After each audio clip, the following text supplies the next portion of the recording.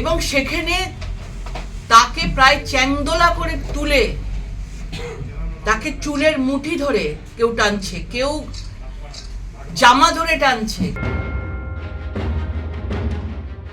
বিক্ষোভকারীদের হামলায় গুরুতর আহত মহিলা সাংবাদিক, তীব্র নিন্দায় সরব বিজেপি।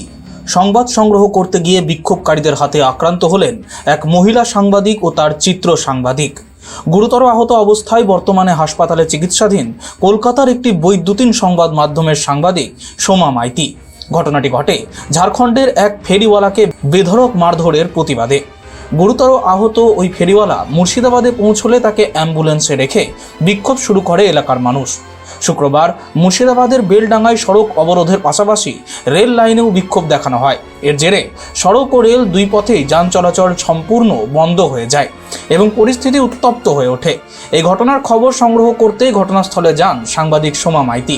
সেই সময় আচমকাই বিক্ষোভকারীরা তার উপর চড়াও হয়। অভিযোগ, চুলের মুঠি ধরে তাকে মারধর করা হয়। কোনো রকমে সেখান থেকে বেরিয়ে এসে তিনি হাসপাতালে চিকিৎসা করান। ঘটনাটি প্রকাশ্যে আসতেই সর্বত্র তীব্র নিন্দার ঝড় ওঠে। সাংবাদিক মহলও ঘটনার প্রতিবাদে সরব হয়। এদিকে ঘটনার তীব্র নিন্দা জানিয়ে শনিবার দুপুর 3টেই কাঁকসার বাসকোপায় একটি হোটেলে সাংবাদিক বৈঠক করেন বিজেপি নেত্রী ও রাজ্য বিজেপির সাধারণ সম্পাদিকা লকেট চট্টোপাধ্যায়। উপস্থিত ছিলেন দুর্গাপুর পশ্চিমের বিধায়ক লক্ষণ ঘড়ুই, দুর্গাপুর পূর্ব বিধানসভা কেন্দ্রের নেতা সন্তোষ মুখার্জি, পশ্চিম বর্ধমান জেলা বিজেপির সহসভাপতি চন্দ্রশেখর বন্দ্যোপাধ্যায় সহ অন্যান্য বিজেপি নেতৃত্ব।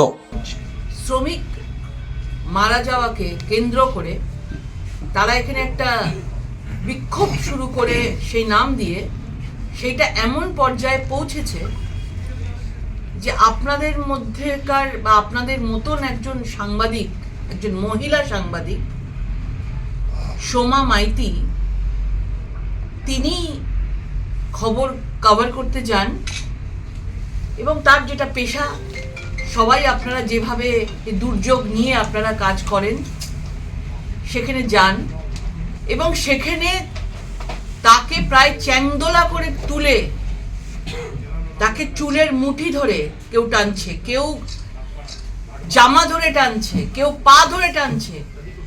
আমরা যদি ভালো ভাষায় যদি আমরা বলি, অশালীন আচরণ এবং যেভাবে তাকে একজন মহিলাকে অত্যাচার করেছে এবং প্রায় মেরে ফেলার মতো অবস্থা করেছে, তাকে ফেলে রাস্তায়, মানে সে ভেবেছিল তার প্রাণটা কালকে চলেই যাবে। পুলিশরা সেখানে দাঁড়িয়ে দাঁড়িয়ে সবাই দেখছিলেন।